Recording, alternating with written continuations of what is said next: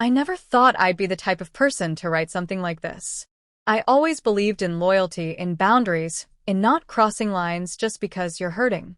But here I am, telling strangers the most honest thing I've ever admitted to myself. I tested all my limits, and I invited them all. I've been with my partner for 7 years. We started out like fire, texts at 2 a.m., inside jokes, planning trips just to escape into each other. Over time, the spark faded. I told myself it was natural, that love matures. But what no one tells you is how quiet that shift can be. One day, you're best friends. The next, you're strangers who share groceries and split the bills. They got busy. Long hours at work. Eyes always on the screen. I tried. I cooked dinner. I lit candles. I booked weekend getaways they kept canceling. I stopped asking for affection because the rejections hurt more than the silence. Sex became a chore. Conversations became transactions. I didn't plan to look elsewhere. But I was lonely, not just physically, emotionally. That ache in your chest when you're sitting next to someone who used to know every part of you and now barely notices when you leave the room. So I downloaded an app. Not to cheat. I told myself that. I just wanted to talk, to feel seen. At first, it was innocent. Swipes, small talk. I skipped the overtly sexual profiles, stuck to those who seemed interesting. That's how I found Alex. He was charming without being pushy. Told me I had a beautiful mind. Asked questions about my favorite books, my dreams. I started checking my phone obsessively. It felt like dopamine. A few days later, Chris showed up in my DMs. Different energy, playful, confident, knew exactly how to flirt without making it dirty. Compliments that made me blush. I was juggling two conversations that made me feel more alive than I had in months. I didn't realize I had started lying to my partner already. Just tired. Just texting friend. Work stuff. Alex asked if we could meet. I hesitated. Said maybe. Chris asked the same 2 days later. I stared at both chats. Heart racing. That phrase looped in my head. I wanted to test my limits. Maybe I wanted to feel in control again. Maybe I was tired of waiting to be wanted. So, I did something reckless. I told them both about a get-together I was planning. Same night. Same time. I sent them the invite. I didn't tell them about each other. I didn't even tell myself what I wanted to happen. My partner was out of town, work retreat. Classic. I had the place to myself, and for once, the silence didn't feel suffocating. I cleaned every inch of the apartment. Candles. Music. Casual but curated outfit. I checked my reflection a dozen times, looking for the version of me that used to turn heads. I found her, hidden under months of neglect and unspoken resentment. I texted Alex. Looking forward to tonight. Chris. Drinks ready, come through. The adrenaline was real. Not guilt, yet. Just anticipation. I was nervous, but more than that, I was hungry for attention, for desire, for anything that made me feel like more than a roommate with a shared history. That night, I wasn't someone's partner. I wasn't the one always waiting. I was the center of the storm I created. And I was ready. Alex arrived first. He brought wine and a smile that made me feel like I was the only person in the world. He complimented my place, my outfit, my laugh. He made me feel seen. I poured drinks, pretending I wasn't sweating under the surface. Minutes later, Chris walked in, effortlessly cool, confident, carrying the energy of someone who knew he'd be remembered. I hadn't planned how this would go. I introduced them with vague titles, friends from different circles, and none of us acknowledged the strange tension in the room. But it wasn't hostile. It was electric. All three of us knew something unspoken was happening, and I was the gravity holding it all together. We talked about music, weird conspiracy theories, favorite cities. There were jokes, teasing, glances. The kind of conversation that flows like alcohol, warm, fast, disorienting. Alex leaned in close when he spoke. Chris watched me like I was a challenge. I played hostess, charmer, flirt, all the parts I'd forgotten I could be. Chris made the first bold move, suggested we play a game. Truth or dare. Stupid, cliché, perfect. Alex agreed. eyes locked on mine like he was already imagining the questions. The dares started small. Take a shot. Text your crush. Then escalated. Whisper a secret. Say what you'd do if you weren't afraid. The room shifted. There was tension now, heavier. Alex admitted he'd thought about kissing me the moment he saw me. Chris said he was here because he couldn't stop thinking about my voice. I laughed to hide the flutter in my stomach. But my hands were shaking when I passed the bottle. Then it was my turn. Truth. What's something you've wanted that you've never had the courage to act on? I could have lied. Said something light. But instead, I looked at both of them and said, I've always wanted to know what it would feel like to be wanted by more than one person at the same time. Neither flinched. Alex smiled. Chris raised an eyebrow. The game stopped there. The silence that followed said everything. No one moved, no one spoke, but everything changed in that second. Alex stood and walked over, slow and deliberate. He reached for my hand. Chris stayed where he was watching, but I could feel him leaning in too. My pulse was louder than the music in the background. Alex whispered something I don't even remember. Chris touched my shoulder gently, almost reverently. I felt caught between them, not in conflict, but in choice. I didn't choose. I let the moment take over. What happened next wasn't chaotic. It was calm, intense, charged. No one demanded anything. Every move was a question, every glance an invitation. I said yes, without words. There are things I won't describe, things that belong only to that night. But I will say this, I have never felt more present in my body, more aware of my power, more terrified of who I was becoming and how much I liked it. The clock blurred. Time lost meaning. At some point, the room felt too small for the amount of emotion in it. It wasn't just lust, it was release, rebellion, reckoning. And then it was over. Not abruptly, but softly. Like the end of a storm. No mess, no fallout. Just silence and breath and the heavy knowledge of what had happened. They left quietly. No questions, no promises. Just lingering looks that said we all understood something had been crossed.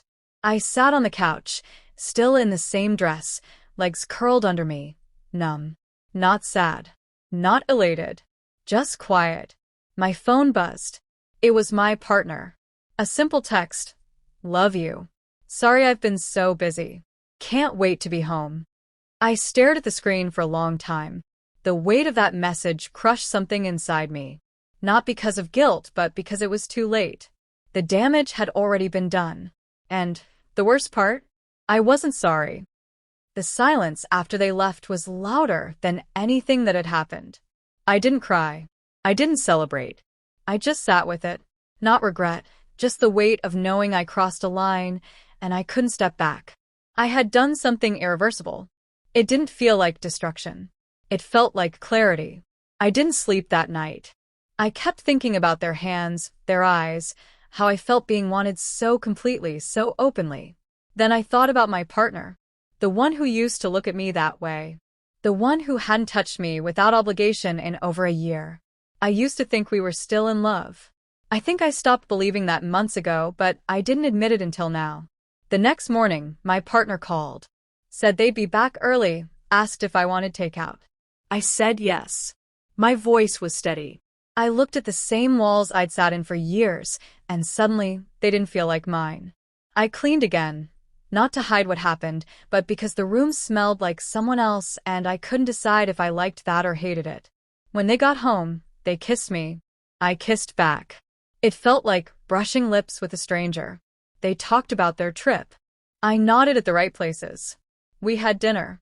I pretended to laugh at something. I studied their face. Tired, stressed, familiar. I used to know every version of that face. I used to feel something when I looked at them. Now it was like watching a show I used to love, but couldn't remember why. They didn't ask what I did while they were gone. I didn't offer.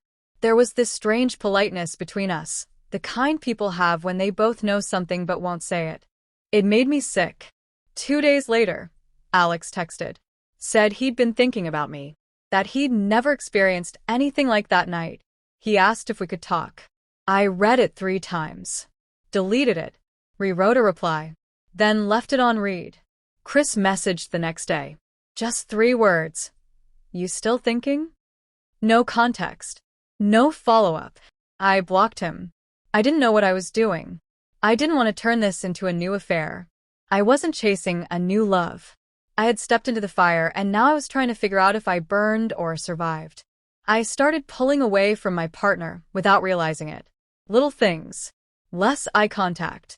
Late nights scrolling on my phone. I wasn't hiding anything anymore.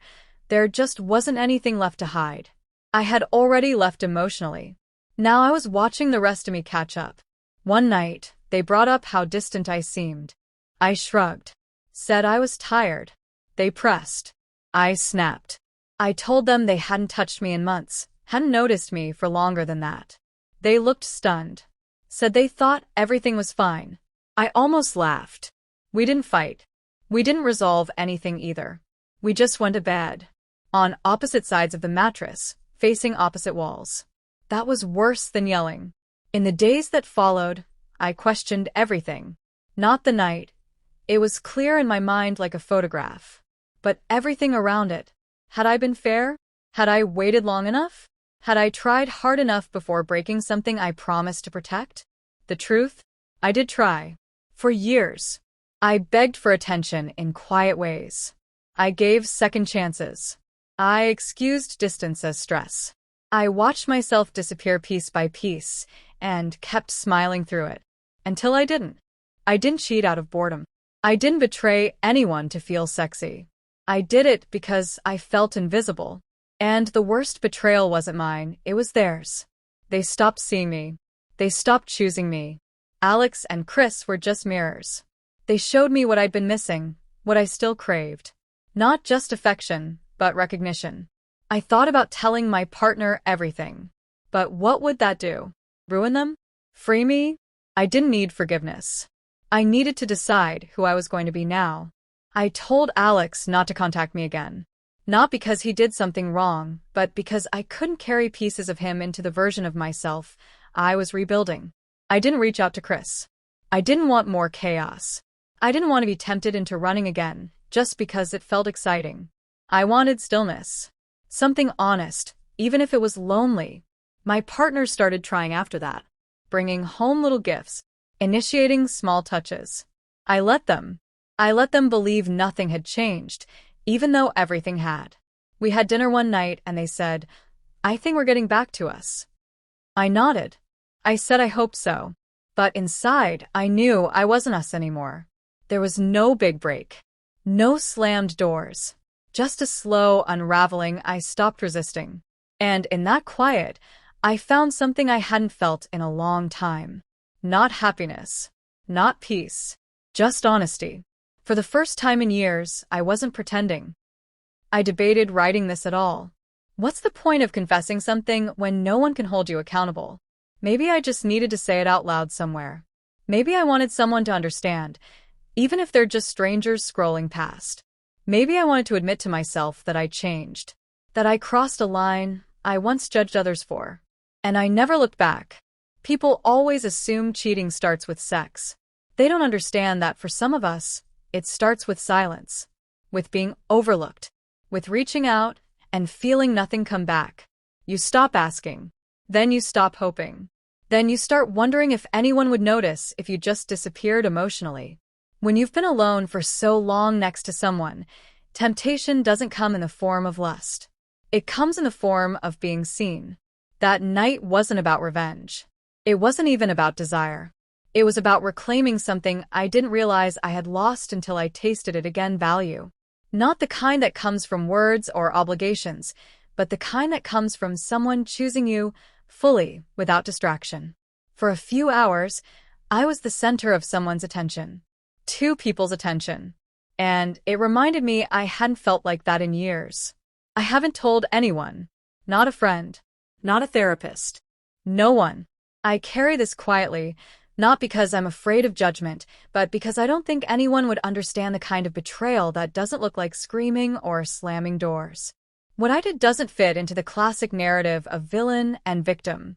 I don't feel like a villain. I don't even feel guilty. That's the part that haunts me most. Afterward, I didn't spiral. I didn't cry in the shower or beg for forgiveness.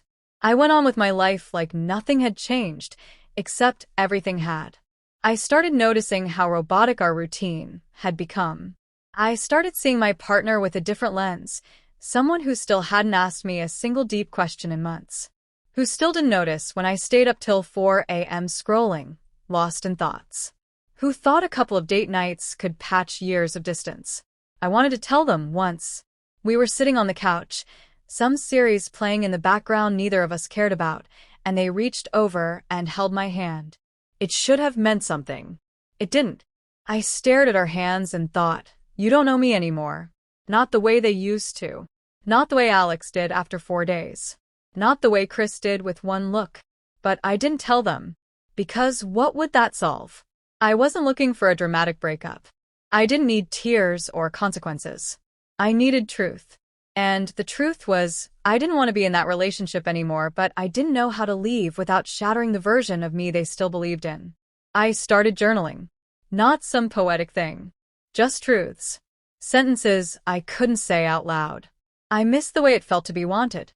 I am scared I'll never feel that again unless I cheat again. Maybe I am not the person I thought I was. One night I wrote, I would do it again. I sat with that one for a while. I didn't cross it out. I don't talk to Alex or Chris. I haven't downloaded the app again.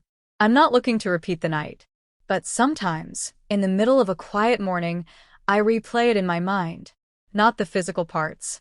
The way they looked at me. The way I felt real again. That part replays when I'm folding laundry or brushing my teeth. It doesn't feel like guilt. It feels like nostalgia. A few weeks ago, my partner asked if I was happy. I said yes. I didn't mean it. But what else was I supposed to say? That I feel like a ghost? That I don't know if I'm capable of love anymore? That I once opened my door to 2 strangers and felt more alive in one night than I have in 7 years? We lie to protect people, right? That's what I've told myself. But lately, I think I've been lying to protect the version of myself I don't want to lose. The one who believes she's kind, loyal, safe. But she doesn't exist anymore. Maybe she never did. I catch myself thinking about endings now. Not death, just exits. What it would look like if I left. How I would explain it. I imagine a letter. I stayed because I loved you. I left because I loved myself more. I think that sounds dramatic. But maybe it's also true. Sometimes I imagine what it would have been like if my partner had really seen me. Not just once in a while. Really seen me. Sat me down and asked, "Are you okay?" And meant it. Not as a check-in. As an invitation. I wonder if I would have told the truth. I think I would have. I think I wanted to. But that question never came. And now, if it does, I don't think I could answer honestly without unraveling everything. There are no heroes in this story. No final twist. No one found out. No one exposed me. There was no revenge arc, no dramatic confrontation. Just a quiet person making a quiet decision to feel something again. And then pretending nothing happened. And now I'm writing this. Maybe it's my version of a confession. Or maybe it's just a final act of honesty. To say, without shame, I crossed a line. I wanted to test my limits. I did. I found out I could go further than I thought. I found out I wasn't afraid of who I became on the other side. If I could go back, would I undo it? No. That's not me justifying it. That's me accepting it. I learned more about myself that night than I have in years. I learned that I don't want to feel empty. I don't want to live in a relationship where love feels like a memory instead of a presence. I learned that sometimes the worst thing you can do isn't leaving. It's staying out of habit and calling it love. I'm still here. For now. Still waking up next to someone who believes we're rebuilding. Maybe we are. Maybe this is my penance. Or maybe I'm just waiting for the courage to leave. Not for someone else. Not for another thrill. Just to start over clean. If you're reading this and judging me, I get it. I would have judged me too. But before you do, ask yourself, how many times have you betrayed your own needs just to keep the peace? How many times have you settled for silence because screaming felt too selfish? I tested my limits. I invited them all. And I found out I'm not who I used to be.